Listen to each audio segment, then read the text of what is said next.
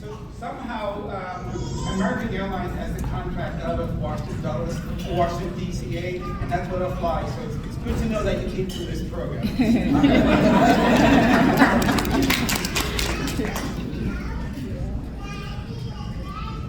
Good morning. Good morning.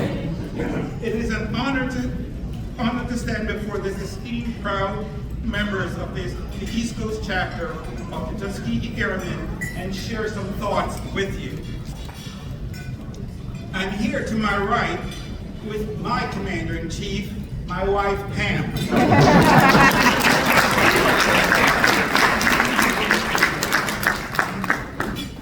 I may be an Admiral at work, but when I'm home, I'm just Dad, and she outranks me. First, I'd like to extend my appreciation to Eddie Arkinson Jr. and the rest of his committee for organizing today's event.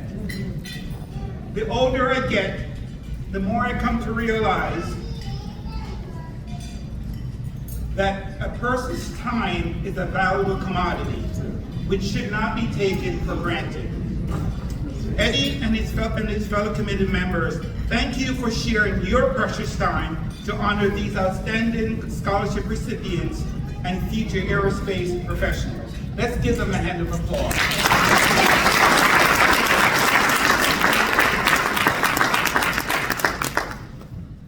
This year, your Navy celebrates 250 years of deterring aggression and protecting the American way of life.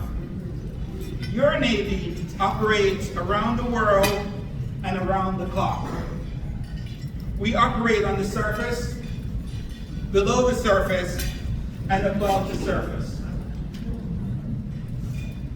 Naval aviators have the spirit, the swag, the fearlessness, and the sheer will of the original Top Gunners, the Tuskegee Airmen. Yeah.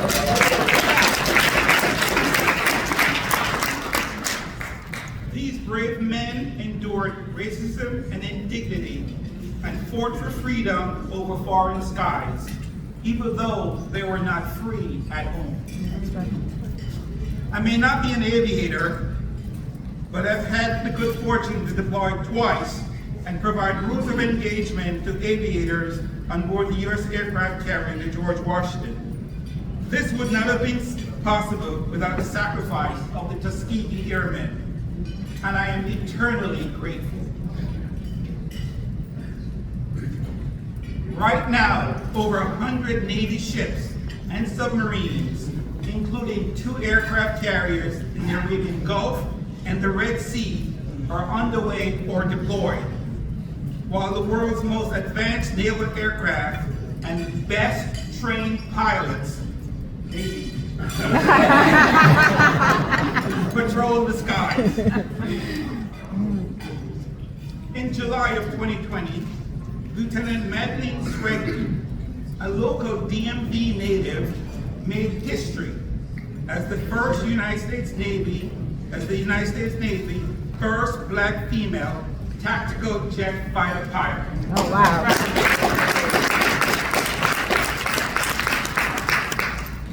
Lieutenant Sweggy currently flies the F-18 Growler off the deck of the USS Dwight D. Eisenhower.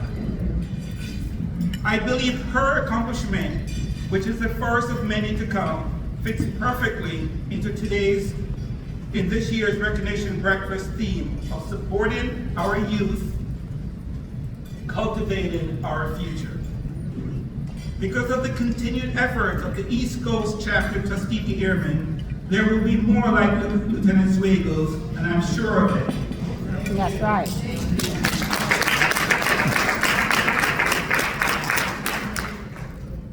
On Thursday, I had the privilege of observing the final practical exercise that every sailor must master in order to graduate, and also to be the presiding officer of the Navy's boot camp graduation at Naval Station Great Lakes, just north of Chicago.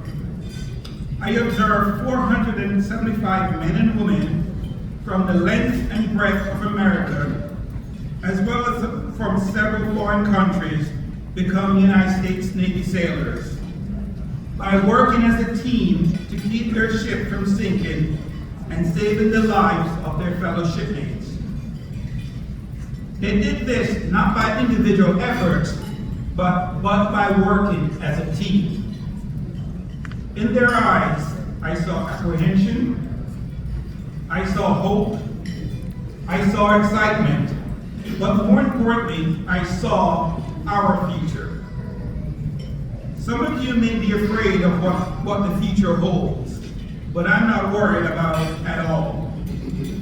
Just like the sailors I met at Great Lakes, you, the East Coast chapter of the Tuskegee Airmen, are cultivating the future. In that vein, I'd like to spend the rest of my time sharing 5 leadership attributes that can help guarantee that future. Number 1, fail to succeed. Yes, you heard me correctly. We tend to spend time focusing on always winning and not self-assessing when we don't win. Now, don't get me wrong, you should not do anything with the intent to fail. But you have 2 options when you do fail, and you will fail. You can learn from it, or you can wallow in it. I suggest learning from your mistakes is the preferred option. You need to develop a growth mindset. A growth mindset means you view challenges and opportunities to learn and grow, and not indications of limitation. You see failures as stepping stones to improvement. Now let's think. Isn't this the literal definition of a Tuskegee Airman? That's right. 2, challenge the status quo. If someone tells you this is how we've always done it, that is an immediate red flag. You cannot innovate, you cannot outpace your adversary or competitor with a status quo mindset. Encourage those around you to challenge assumptions. This is how you move forward. No one exhibits this attributes more than the original Tuskegee Airmen. If they did, there would be no General Benjamin Davis Jr., the first American general in the Air Force, no Lieutenant Jesse Brown, the first African American naval aviator, and certainly no Lieutenant Madeline Twiggle. 3, trust but verify. The Navy is built on delegation, but there's one thing you can never, ever delegate, and that is accountability. Give people opportunity. Give them maneuver space, but you need to follow up and ask, what is your plan? You need to have checkpoints to know how things are going. 4, and my favorite, have an attitude.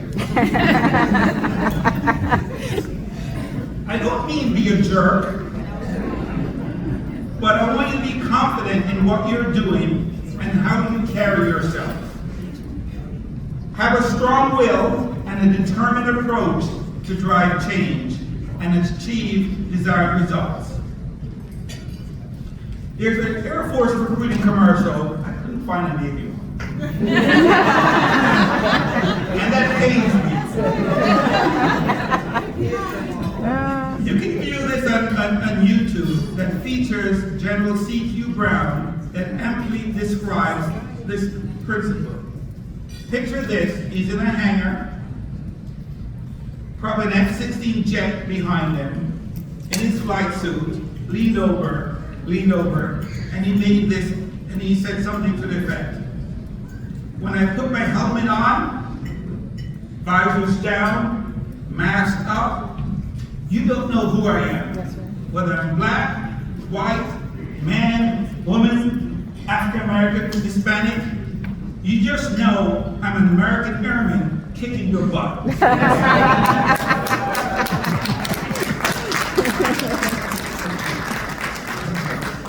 Now that's attitude.